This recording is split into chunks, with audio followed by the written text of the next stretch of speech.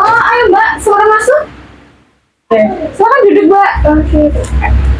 Iya. Sebelumnya bisa perkenalkan dulu namanya siapa? Perkenalkan, nama saya Rina Rida. Oke, apa duduknya sudah nyaman atau mungkin kurang gimana nih? Boleh diatur dulu Mbak. Oke, kalau gitu saya panggilnya Mbak Rena ya. Iya. Oke, sebelumnya perkenalkan dulu nama saya Eka Wahyu. Mbaknya bisa panggil saya Bu Eka atau Mbak Eka, terserah Mbaknya aja. Oke. Apa kabarnya hari ini Mbak? Alhamdulillah baik sih Kak. Baik. Ya. Lagi happy nih kayaknya nih. Iya benar happy gitu. Kenapa? Kalau boleh tahu nih Mbak? Kemarin habis tampil kan band gitu, tapi alhamdulillah ya agak lancar. Alhamdulillah agak lancar. Itu tampil di mana nih? Di kampus. Oh, di kampus kayak ada acara gitu atau gimana? Event. Oh, event di kampus. Iya. Jadi mbaknya ini kegiatannya selain kayak ikut ke event kampus sama kuliah itu ada lagi nggak?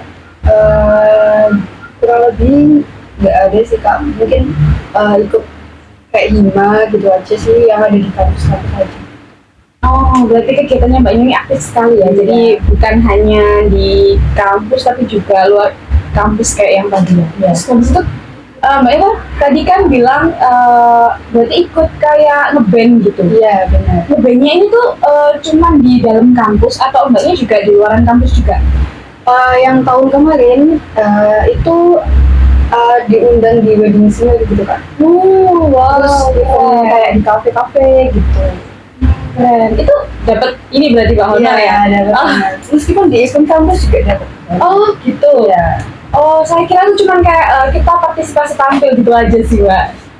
Ya, kadang kalau kita minta diundang, itu biasanya kita tampil dengan sukarela. Kalau misal si penyelenggaranya mau ngasih honor, itu kita terima dengan sukarela apapun besarnya.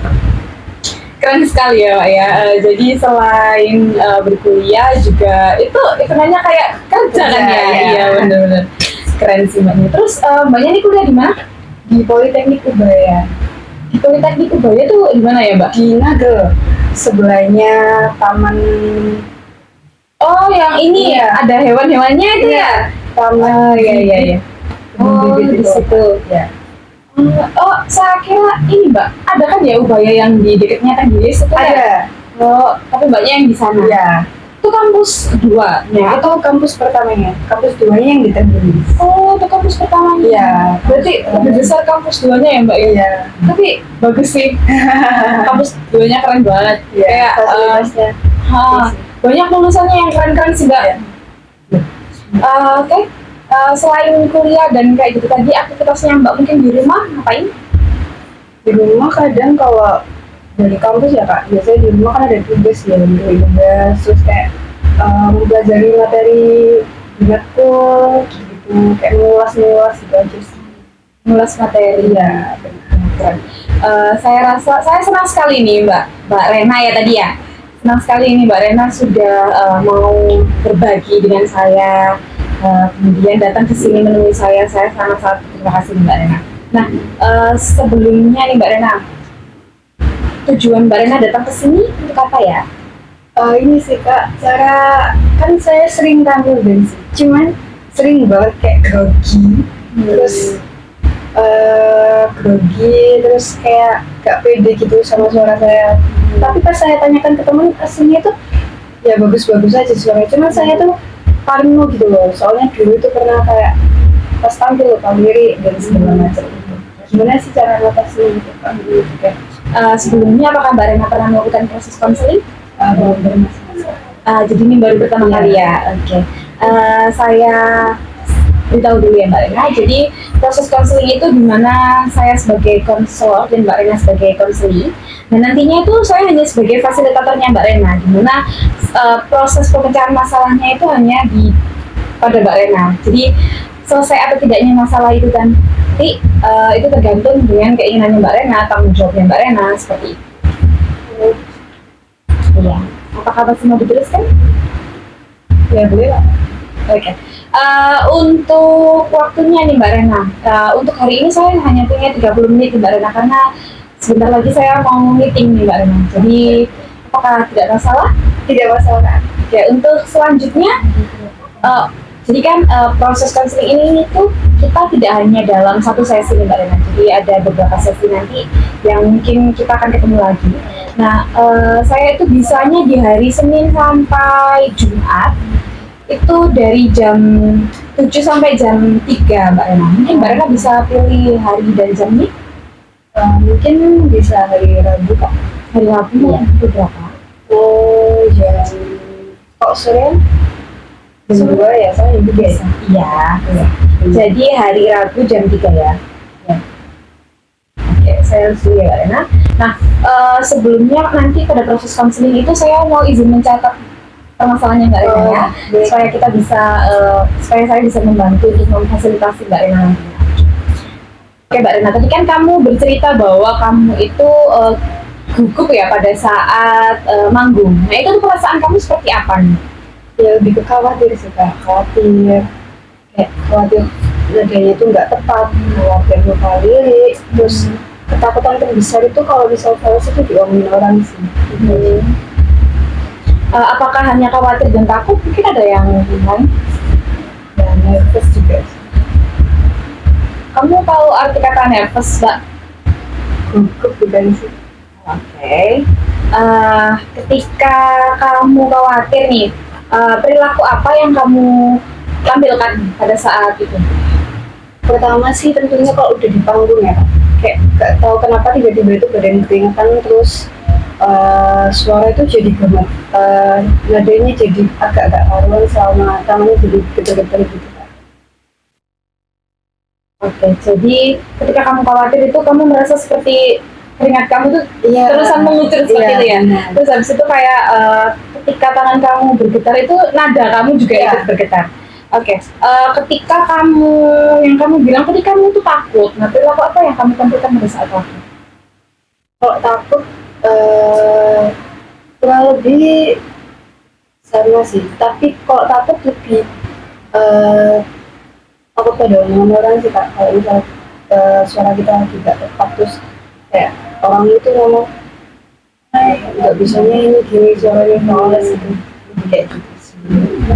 Oke, selama kamu manggung ini tuh pernah nggak sih kamu melakukan kesalahan atau yang seperti Pernah sih Kak, kayak lupa lirik, terus kecepatan di nadanya, kayak aku nyanyi ternyata cepet daripada musiknya gitu, jadi musiknya itu membelakangi kan, terus kayak nggak kekontrol, nadanya fals kayak gitu sih. Nah, kamu kan tadi bilang bahwa kamu itu nervous terhadap manggung kamu. Memangnya ada pengalaman yang pernah kamu alami sebelumnya? Pernah, barusan pas di SMK kalau nggak salah itu, saya mau dulu eventnya sekolah. Pada saat itu tuh udah di awal-awal itu udah agak lumayan oke. Cuman di pertengahan itu udah lupa lirik. Nah, semenjak udah lupa lirik ini jadi aku kayak semakin kacau, jadi nadanya itu semakin nggak karuan. Kalau aku udah salah satu mungkin semuanya jadi aku takut gitu, jadi salah semua, dan nadanya juga nggak kontrol, terus liriknya juga salah. Oke. Kamu bilang kamu tadi lupa lirik di pertengahan lagu ya. Itu tuh Iya. kesalahan ini terjadi cuma sekali atau gimana? Kalau lupa lirik ini masih sekali sih. Cuman kalau untuk yang awal tadi yang kayak suara yang getar pada saat awalnya itu udah sering sih, sampai kemarin pun tadi juga cuma kemarin agak enggak sih. Oke. Pada saat kamu manggung nih, kamu bilang kamu tadi nervous kan ya? Pemikiran kamu pada saat itu tuh seperti apa? Pikiranku saat nervous ya Mbak, ya balik lagi ke awal sih. Pikiranku kalau nervous ya takut lupa lirik gitu Kak, soalnya kalau udah nervous ya kita udah gak bisa ngontrol otak kita gitu. Kayak lirik yang udah kita hafalin sebelumnya pasti udah hilang karena kita tuh takut melihat orang banyak di depan gitu, terus khawatir lah tentang omongan-omongan yang mereka.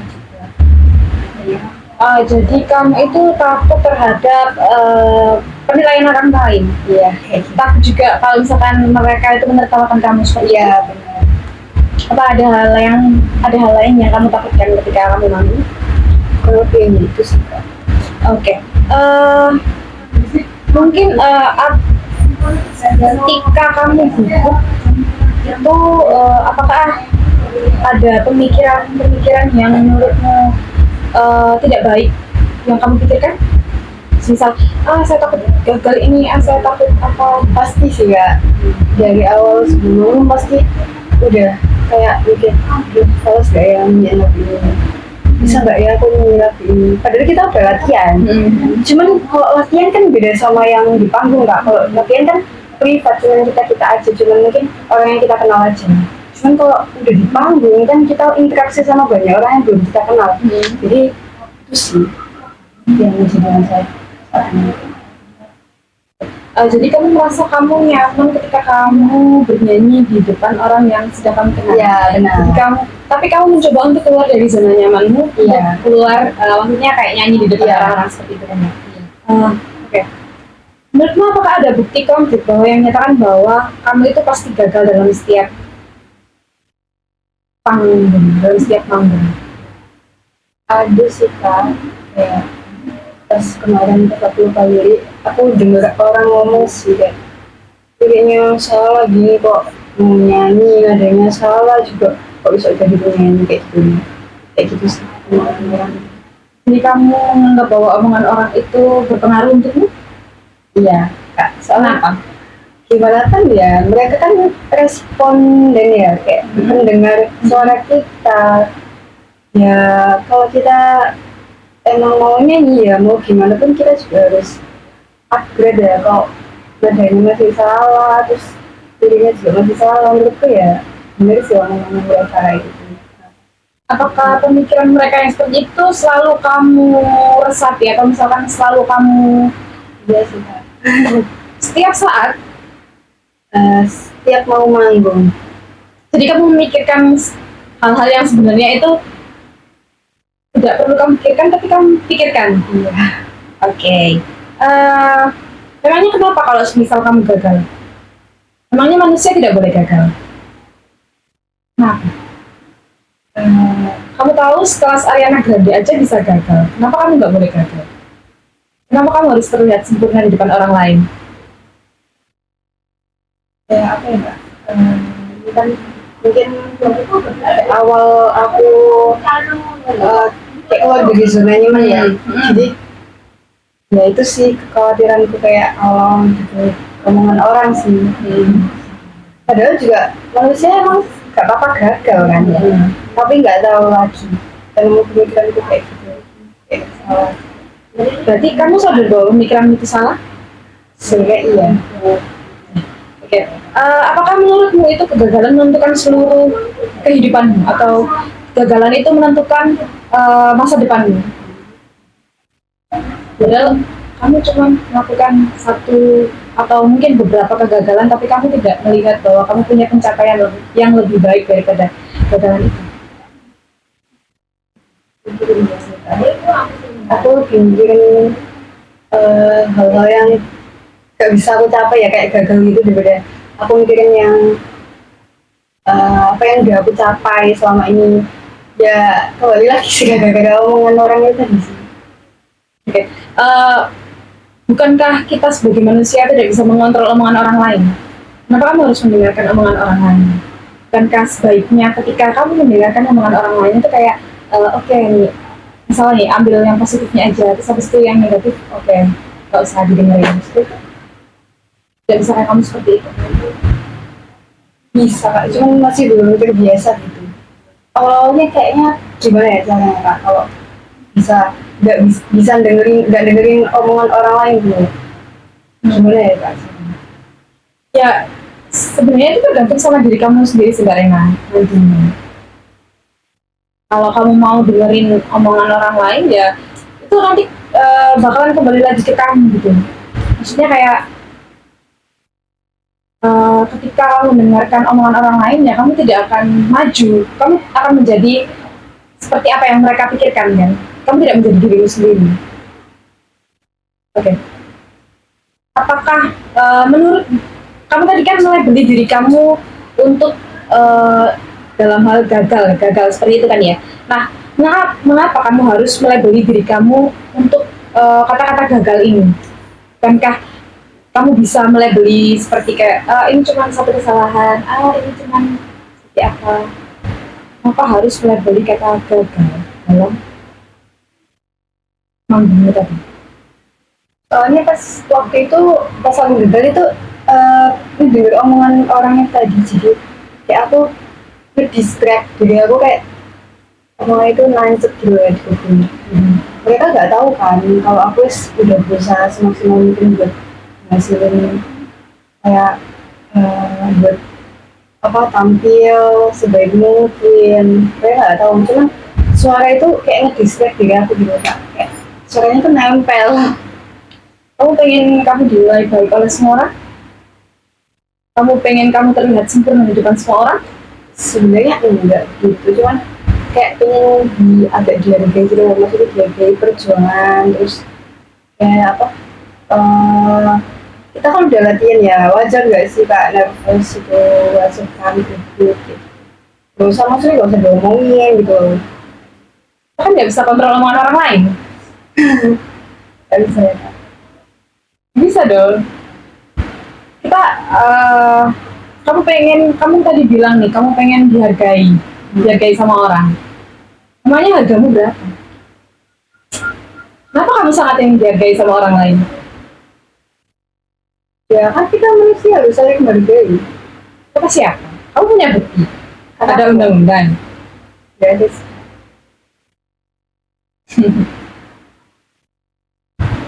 Oke, terus sekarang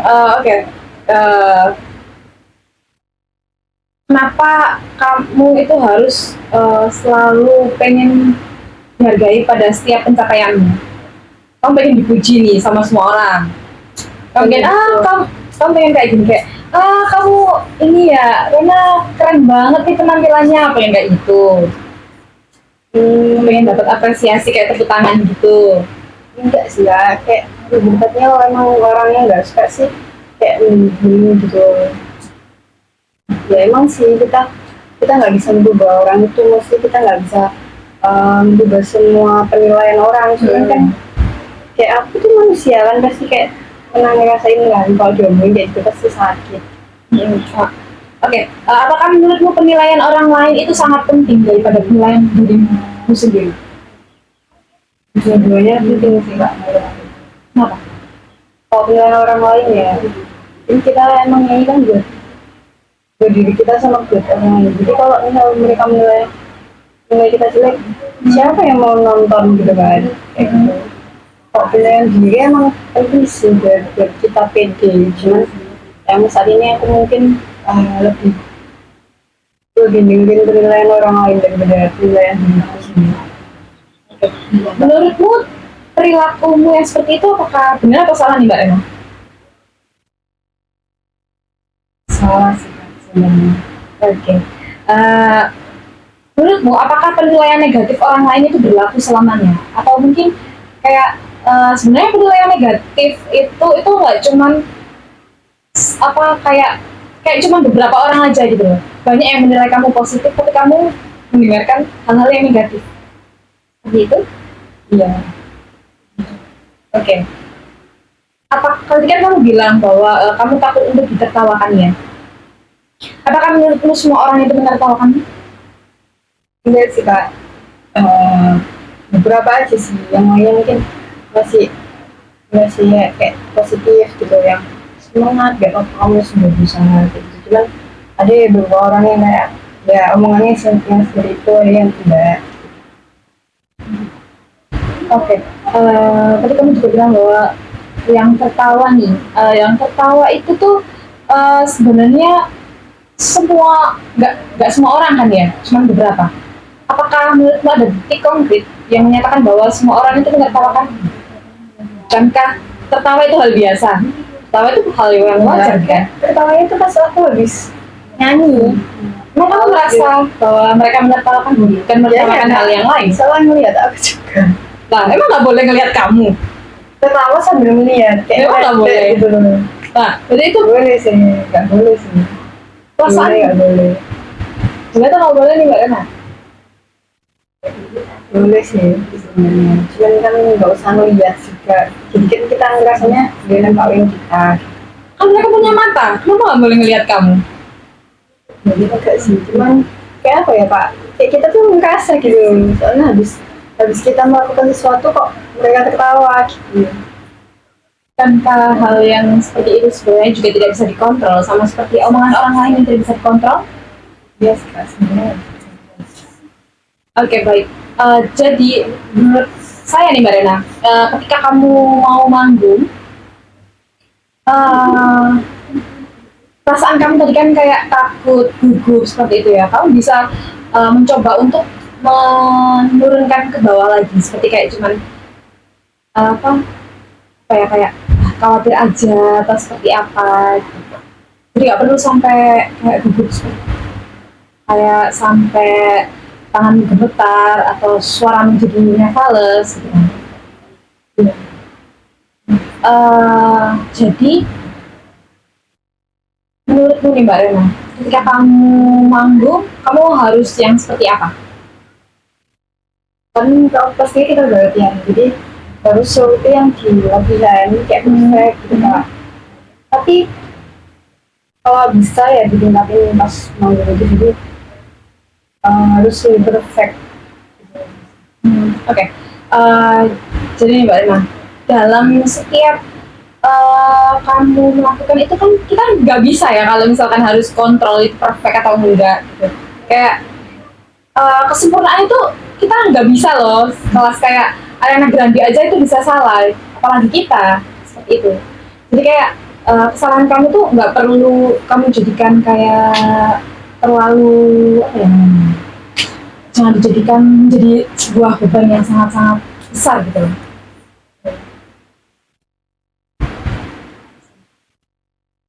Bisa. Oke. Bisa Kak. Insya Allah bisa. Kamu bisa coba dulu sembarangan. Jadi ketika kamu manggung, kamu harusnya Pede sama kamu diri sendiri, tidak mendengarkan apa-apa orang lain, mendengarkan yang apa orang lain yang positif saja. Oke. Bisa lebih keras suaranya? Pede dengan kemampuan diri sendiri, terus menguji atas pencapaian kita sendiri, terus mendengarkan orang yang berbicara positif ke kita, nggak usah dengerin orang yang berbicara jelek ke kita. Oke, Mbak Rena. Sebelumnya saya sangat-sangat berterima kasih nih Mbak Rena karena Mbak Rena mau bercerita kepada saya. Tapi saya sangat meminta maaf karena waktunya sudah habis 30 menitnya Mbak Rena nih. Oke. Mungkin kita bisa nanti reschedule. Jadi tadi kan Mbak Rena bilang Mbak Rena mau di hari Rabu jam 3 ya? Iya. Ya, nanti Mbak Rena bisa chat saya via WA nih Mbak Rena kalau misalkan ada butuh sesuatu. Dan saya sangat-sangat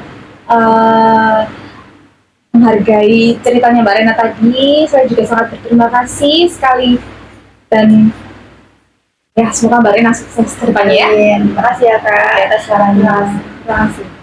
Nah, jadi nantinya semoga Mbak Rena bisa melakukan hal yang lebih baik lagi ya. Jangan dengerin perkataan orang lain, oke? Oke. Terima kasih ya Kak. Oke, Mbak Rena. Terima kasih ya. Terima kasih. Terima kasih Mbak Rena.